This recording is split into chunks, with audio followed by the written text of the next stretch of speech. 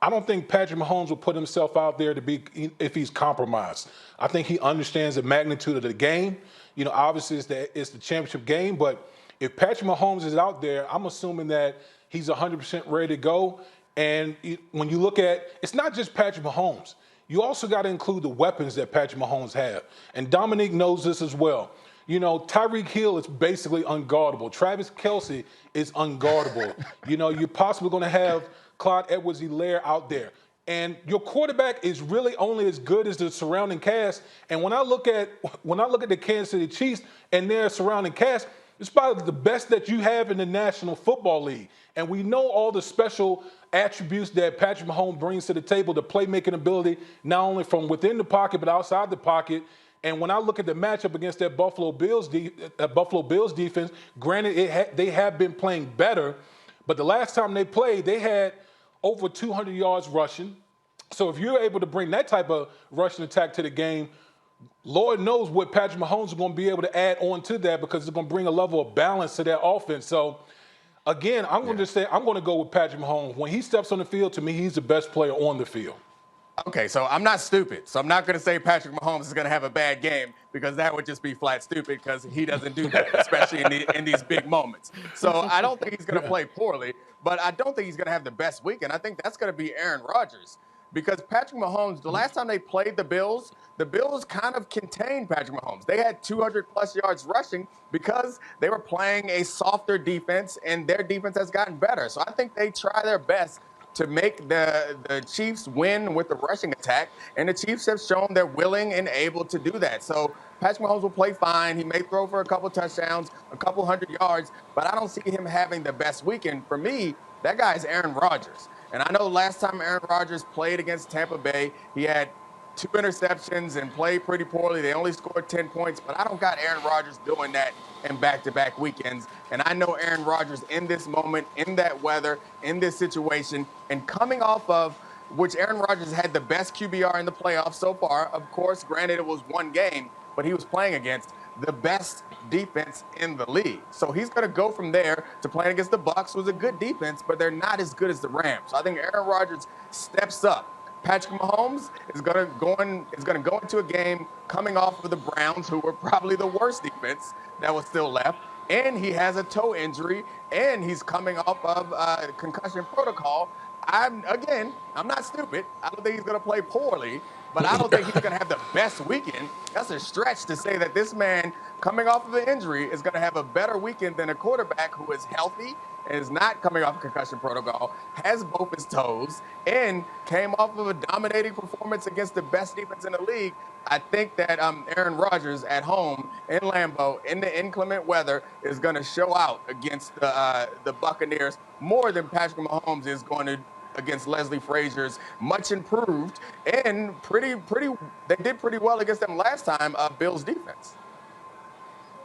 Well, let me say a couple things. Number one, the last time the Bills and the Chiefs met, that was up in Buffalo in inclement weather. So I think the stats were skewed because of that, and that's why the Chiefs ran the ball a lot more because of the weather conditions. Now, spinning it forward as far as Aaron Rodgers is concerned, your whole argument is predicated on, well, Aaron Rodgers is not going to throw a couple interceptions. I agree with you on that. But a big thing about why the Packers and Aaron Rodgers have been so successful, particularly the latter part of the season, is because of their rushing attack. They've altered their rushing attack. They've become more balanced. They've been averaging like 160 yards rushing per game, over the last couple months. I mean, that is huge. That's huge. And Dominique, you know this. When you're able to run the football, when you can get in a 2nd and 5, 3rd and 2, your whole playbook is open. It puts a lot of stress on your defense. Well, guess what Tampa Bay does well? Actually better than anyone in the National Football League on defense, stopping the run. Okay? They did that the last time they played the Green Bay Packers. And, that enabled Todd Bowles and that defense to be able to throw a lot of exotic looks at Aaron Rodgers. Well, guess what? They still have the number 1 rush defense in the league. Right. And we saw last week with the Green Bay Packers, the reason they had so much success against the Los Angeles Rams is because they were so balanced. They literally had 36 rushes and 36 passes.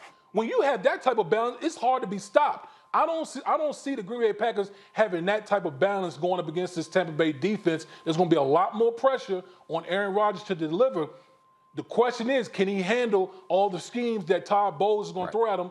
I'm not necessarily sure about that. I mean, that's a good point. Those linebackers they have there, David and White, I think you said earlier on Get Up, they might be the best two in the best combo in the league. You're right. And they have a chance of getting Vita Vea back, the big guy inside, to help slow down that rushing attack. I agree with all of that. It's going to be much more difficult for them to run the ball. But I do believe that if they're going to blitz Aaron Rodgers, he will make them pay. I think they got away with some, and they kind of tricked Aaron Rodgers in the last game into believing he was under pressure in moments when he wasn't, and he threw some bad interceptions that we don't see out of Aaron Rodgers. But I'm banking on him in this situation because it's not as if I think that defense can't slow him. I think they can. But when you look around the league, who else has other opportunities to have these big games? I think everyone has these limitations. And I think the limitations on Patrick Mahomes' health and facing that defense that has gotten better, and Leslie Frazier, who seems to be calling almost perfect games right now, that is too much, I think, for Patrick Mahomes to overcome, in part because they are going to invite them to run the ball. I don't think the same thing's going to be true. They're going to invite them to run the ball. They have success doing that. Mahomes is not even going to be asked to throw the ball nearly as much or carry as much weight as he normally would.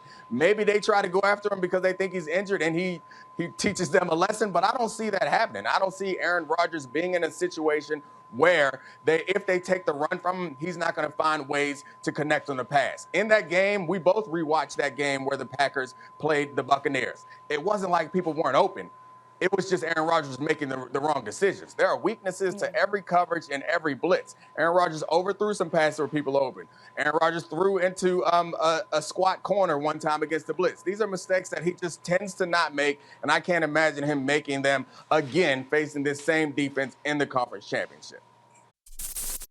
Thanks for watching ESPN on YouTube. For live streaming sports and premium content, subscribe to ESPN+.